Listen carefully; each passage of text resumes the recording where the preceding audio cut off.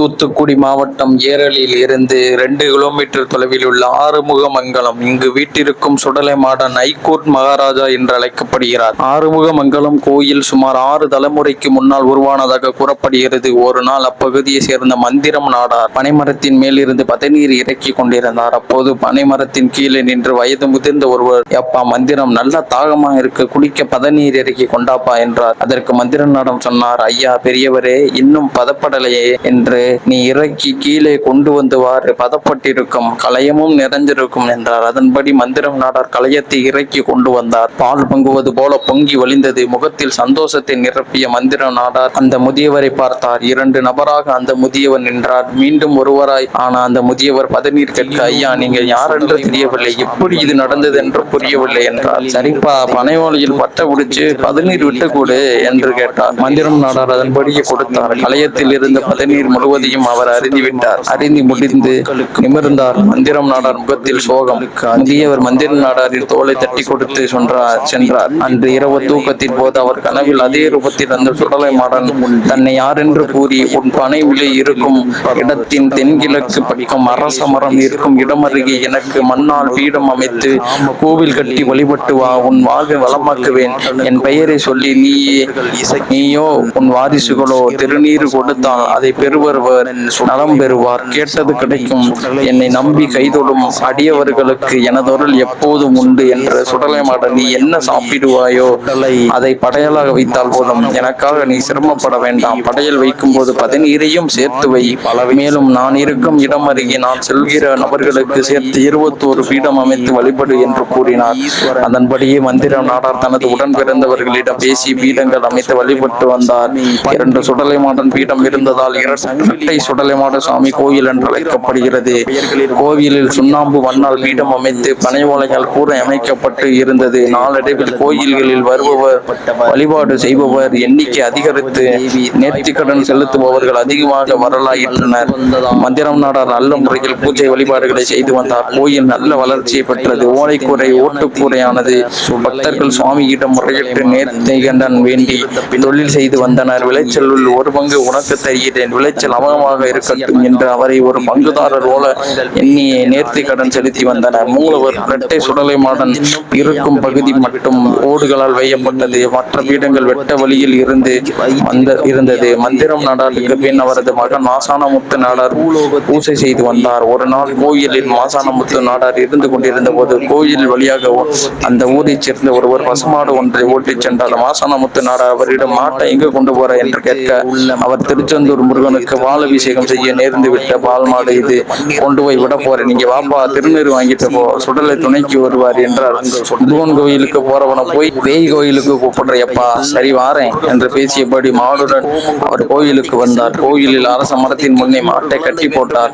கோயிலுக்கு வந்து அவர் சுடலை மாடனை மட்டமாக பேசினார். அதை கேட்ட பூசாரி மாசானமுத்து நாடார், "முருகனை போன்று எங்க அப்பன் சுடலையும் சிவனுக்கு மகன்தான்" என்றார். அந்த நேரம் அரச மரத்தின் முன்னே முருகப்பெருமான் 6 முகத்துடன் காட்சி கொடுத்தார். சில நொடிகளில் அக்காட்சி மாறி அசரீரி கேட்டது. "கோயிலில் பேதமை கூடாது என்பதற்காகவே காட்சி கொடுத்தேன். உன் பயணத்திற்கு துணையாய் சுடலைமாடன் வருவார்.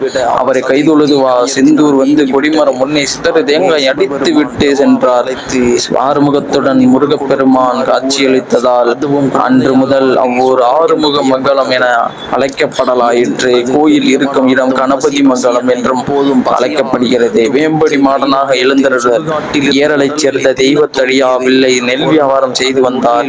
சுற்று வட்டார பகுதிகளில் இருந்து நெல் கொள்முதல் செய்து தனது மாட்டு வண்டியில் ஏற்றி சாத்தான்குளம் சந்தைக்கு கொண்டு சென்று விற்பனை செய்வார்.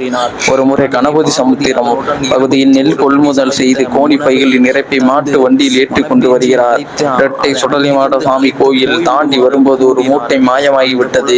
இது வெள்ளிக்கிழமை தோறும் நடந்தது. வாதம் ஒன்றாகியும் காரணம் தெரியாமல் தவித்தார் தெய்வத்தடியா பிள்ளை. அன்றைய தினம் அவரது கனவில் தோன்றிய சுடலைமாடன், "உனது வண்டியில் இருந்து நெல் மூட்டையை நான் தான் எடுத்தேன் என்றும் எனது எல்லைக்குள் தொழில் செய்யும் நீ என்னை கவனிக்கவில்லை என்றும் கூறியுள்ளார்."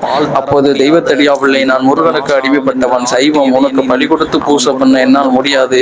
உன் இருப்பிடம் தேடி வந்து நெல் கொடுக்கவும் முடியலையே" என கூறினார். உடனே சுடலைமாடன், "அடுத்து வரும் ஆடி மாதம் முதல் வெள்ளிக்கிழமை என் கோட்டையிலிருந்து 8வது விளக்காட்டில் அமைந்திருக்கும் பனைமரங்களுக்கு இடையே ஒற்றையாய் இருக்கும் வேப்பை மரத்தின் கீழ் இடத்தில் புற்றாய் வளர்ந்து நிற்பேன். அவ்விடத்தில் எனக்கு கோயில் எழுப்பி ஊச்சித்து வா.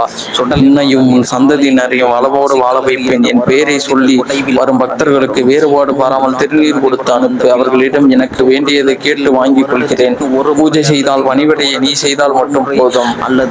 சுடலைமாடன் சொன்னபடியே பனங்காட்டுக்குள் வேப்ப மரத்தின் அடியில் புற்றாக சுடலைமாடன் தோன்றினார். அந்த இடத்தில் கோயில் கட்டப்பட்டது. தெய்வத்தடியாபிள்ளை கோயில் நிர்வகித்து பூஜை செய்து வந்தார். வேப்ப மரத்தின் அடியில் தோன்றியதாலே இங்கிருக்கும் சுடலைமாடன் வேம்பொடி சுடலைமாடன் என்று அழைக்கப்படுகிறார்.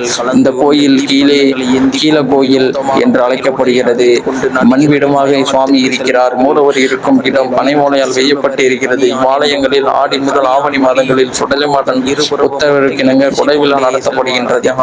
அதாவது கொடைவிழா நடத்த பொருட்டு ஆடி மாதம் சந்நிதியில் அமர்ந்து ஆலோசிக்கும் போது பள்ளி சத்தம் எழுப்பினால் அதை சுடலை ஆண்டவனின் உத்தரவாக ஏற்று கொடை நடத்த முடிவு செய்கின்றனர். பள்ளி சத்தம் எழுப்பாமல் இருந்தால் குறிக்கப்பட்ட நாள் மாதம் கடந்து விழா எடுப்பதில்லை. நாள் மாதம் கூடி கூட அடுத்த உத்தரவு வந்த பின் தான் கொடை நடத்துவதாக பக்தர்கள் கூறுகின்றனர். சில சுடலைமாடனை பள்ளிரூபம் கொண்டு உத்தரவு கொடுப்பதாக நம்புகின்றனர். ஹைகோர்ட் மகாராஜா பெயர் வர காரணம். ஆறுமுக மங்கலத்தில் வசித்து வந்த செல்லையா சுடலைமாடனின் தீவிர பக்தன். தனது வாழ்நாளில் ஒவ்வொரு நாளும் ஒவ்வொரு நிமிடமும் அவர் கொடுத்து என்றும் நினைத்து வாழ்ந்து வந்துள்ளார். சுடலையின் பெயரை கூறி யார் எதை கேட்டாலும் கொடுத்து விடுவார். தனக்கென்று ஒரு வீடும் சோறும் போட சிறிய அளவில் நிலமும் வைத்திருந்தார். நிலத்தின் வரப்பு பிரச்சனையில் 3 பேரிடையே தகராறு இருந்து வந்தது. அதில் இவரது 3ஆம் சொக்காரன் என்ற உறவில் தம்பி முறை வரும் ஆண்டி என்பவருக்கு பக்கத்து நிலத்துக்காரர் சின்னத்துறை என்பவருக்கும் தகராறு ஏற்படுகிறது. அப்போது யாருமில்லாத காட்டில் உன்னை கொலை செய்கிறேன், எனக்கு எதிராக யார் சாட்சி சொல்வார் என்று கொக்கரித்தான் சின்னத்துறை. என்னை கொலை செய்தால் அந்த சுடலை மாடசாமி உன்னை பழி வாங்குவார் என்றார் ஆண்டி. சின்னத்துறை ஆண்டியை ஆத்திரத்தில் கத்தியால் குத்தி விடுகிறார். செத்து விட்டான் ஆண்டி என்று கருதி சின்னத்துறை அங்கிருந்து சென்று விடுகிறார். அந்த நேரம் வயலுக்கு வந்த செல்லையா உயிருக்கு போராடி கொண்டிருந்த ஆண்டியை காப்பாற்றவும் என்றார். அப்போது அவருக்கு உயிர் போய் விடுகிறது. இதை கண்ட ராசப்பனார் இந்த செய்தி கிராமத்திற்குள் பரவுகிறது. இறந்து கிடந்த ஆண்டிற்கும் ஆண்டிக்கு அருகே இரத்த கரையோடு நிற்கும் செல்லையாவிற்கும் ஏற்கனவே நிலத்தகராறு இருந்து வந்தது. அப்பகுதியினருக்கு தெரியும் என்பதால் செல்லையா மேல் குளிப்பொலி விழுந்து அவரது மனைவி பொன்னும் தங்கமும் அவனின் கணவனிடத்தில் இருப்புக்கும் தீங்கு நினைக்காது என் ராசானியா கொலை செஞ்ச என்று கேட்க, நீ நம்புறியா உள்ள ஊர் சொல்லட்டும், நான் கொலை செஞ்சிருப்பேன், நீ நினைக்கிறியா தங்கம் என்று கேட்டபடி அழுதார் செல்லையா. அந்த நேரம் பிரிட்டிஷ் போலீஸ் வந்து செல்லையாவை கைது செய்து அழைத்து சென்றனர். கொலை வழக்கு நெல்லையில் உள்ள மாவட்டம் நீதிமன்றத்தில் நடந்தது. அந்த காலத்தில் தாலுகா கோர்ட், ஜில்லா கோர்ட் என்று அழைத்து வந்தனர். ஜில்லா கோர்ட்டை உயர்ந்த கோர்ட்டாக கருதி அதை பேச்சு வழக்கில் ஹைகோர்ட் என்பவர். முதல் நாள் வழக்கு விசாரணை நீதிபதியின் கேள்விக்கு பதிலளித்த செல்லையா, ஐயா, நான் ஒரு வழி அறியாதவன், உயிரை எடுப்பதற்கு அஞ்சுவன், அளவு உயிரை கொடுக்கும் எண்ணம் கொண்டவன், உடலிலும் துணிவு எனக்கு இல்லை, கட்டிய மனைவிக்கும் பெற்ற பிள்ளைக்கும் எனக்கு ஆதரவின்றி தவிக்கின்றனர், நான் கொலை செய்யவில்லை, வக்கீல் வைத்து வாதாட வசதியவில்லை, என்னை விட்டு விடுங்கள் என்று சொல்றார். நீ கொலை செய்யவில்லை என்றால் ஆண்டி தன்னைத்தானே கத்தியால் குத்தி இறந்தாரா என நீதிபதி கேட்க, அதற்கு சொல்லையா, ஐயா, என்னை தாயாய் தந்தையாய் காப்பவரான அந்த சுடலைமாடன் அவர் நிலை கொண்டிருக்கும் கோயிலின் நேர்கிழக்கு பக்கம்தான் இந்த சம்பவம் நடந்தது, அதனால் அவருக்குத்தான் எல்லாம் தெரியும் என்றார். உடனே நீதிபதி, அப்படி என்றால் அவர் வந்து சாட்சி சொல்வாரா என்று கேட்க, நீதிமன்றம் அவையில் இருந்து அனைவரும் சத்தமாக சிரித்தனர். செல்லையா குற்றவாளி கூண்டுக்குள் சூழமாய் நிற்க கண்களில் இருந்து கண்ணீர் பெருக்கெடுத்து வழிந்து ஓடியது. நாளை மறுநாள் விசாரணை நடத்தப்படும் என்று கூறி வழக்கை விசாரணைக்கு ஒத்தி வைக்கின்றனர். இதனிடையே வயலுக்கு நீர் பாய்ச்ச சென்ற சின்னத்துறை நாகம் தீட்டி ஆண்டி இறந்த இடத்திலே இறந்து விடுகிறார். வழக்கு விசாரணைக்கு முந்தைய நாள் இரவில் நீதிபதியின் கனவில் மேல சட்டை இல்லாமல் தலையில் தலைப்பாக கட்டியவாறு வெள்ளை வேட்டியுடன் வந்த ஒருவர் ஆண்டியை கத்தியால் குத்தி சின்னத்துறை கொன்றதாகவும் செல்லையா குற்றம் செய்யாதவர் என்பதையும் கூறினார். மறுநாள் காலை வெடித்ததும் இரவில் ஒரு விசாரணை தொடர்பான கனவை கண்டதில் வியப்பும் குழப்பும் நம்ப முடியாத நிலையும் கொண்ட அன்றைய தினம் நீதிமன்றம் வருகிறார். விசாரணை தொடங்கியது. குற்றவாளி குண்டுக்குள் செல்லையா சுடலைமாடன் எண்ணிக்கொண்டு எந்த தண்டனை தந்தாலும் ஏற்றுக்கொள்ள வேண்டும் என்ற மனநிலையில் நின்று கொண்டிருந்தார். நீதிபதி அவரிடம் குற்றத்தை ஒப்புக்கொள்கிறாய் என்று கேட்க, செல்லையா அவரிடம் ஐயா என்றபடி பதில் சொல்ல முடியாமல் நீதிபதியின் முகத்தை ஏக்கத்துடன் பார்த்தார். அப்போது கோர்ட் வளாகத்திலிருந்து விரைந்து வந்த கவலர், ஐயா, ஆண்டி கொலை வழக்கு தொடர்பாக சாட்சி சொல்ல ஒரு ஆள் வந்திருக்கிறார் என்றதும், வரச் சொல்லுங்கள் என்றார் நீதிபதி. வெள்ள குதிரையை விட்டு வந்திறங்கிய வாட்ட சாட்டமான தேகம் கொண்ட அந்த நபர் முறுக்கு மீசையுடன், மேல் சட்டை அணியாமல், வெள்ளை தீட்டியுடன், கையில் வேல்கம்புடன் வந்து நின்றார். சற்று திகைப்புடன் பார்த்தார் நீதிபதி. ஆம், இவர் இரவு கனவில் வந்த அதே நபர்தான். என்று என்ன சொல்லப் போகிறீர்கள் என்றார். தலையில் கட்டியிருந்த தலைப்பாகையை எடுத்து தனது இடது கைப்பக்க வாட்டில் வைத்துக் கொண்டு வணக்கம் செலுத்திவிட்டு, ஐயா, நான் செந்தூரில் உள்ள சண்முகநாதன் பண்ணிவிட்டு காவலாளி மகாராஜ். சம்பவம் என்ற அன்று ஆறுமுகமங்கலம் வழியே வந்தபோது கொலை சம்பவத்தை கண்டேன் என்றும், செல்லையா குற்றவாளி அல்ல, அவன் நிரபராதி என்றும், குற்றவாளி சின்னத்துறை நாகம் தீண்டி இறந்ததாகவும் கூறினான். நீதிபதியை திகைத்தபடி கேட்டாராம். பின்னர் நீங்கள் போகலாம் என்று கூற மாயமானார் மாயாண்டி. அவர் நின்ற கூண்டில் ரத்தம் வடிந்திருந்தது. கோர்ட் காவலாளிகள் தண்ணீர் விட அது பாலாக மாறியது. சற்று நேரத்தில் எந்த தடயமும் இல்லாமல் ஆனது. ஆனால் அந்த பகுதியில் பிச்சிப்பு மனம் கமழ்ந்தது. கோர்ட்டில் அனைவரும் திகைத்தனர். நீதிபதி செல்லையா அழைத்து, உன் சாமி பேர் என்ன சொல்லு. செல்லையா சொல்ல, Madan. Your god is great என்று கூறி செல்லையாவை விடுதலை செய்து உத்தரவிட்டார். மகாராசன் பெயரில் நம்ம சுடலை தான் வந்து காப்பாற்றினார் என்று செல்லையா ஊர் முழுக்க கூறினார். ஹைகோர்ட்டில் சாட்சி சொல்லி சன்னை நம்பிய பக்தரை காப்பாற்றியதால் அன்று முதல் ஆறுமுகமங்கலத்து சுடலை மாடன் ஹைகோர்ட் மகாராஜா என்று அழைக்கப்படுகிறார். நீதிபதியே, ஒரு ஆங்கிலேயனே நமது சுடலை மாடனே யூ காட் இஸ் கிரேட் என்று சொல்ல வைக்கிறார்.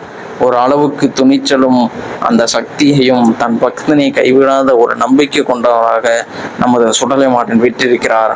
நம்பியவருக்கு காவலனாக விட்டிருக்கிறார். நன்றி, வணக்கம்.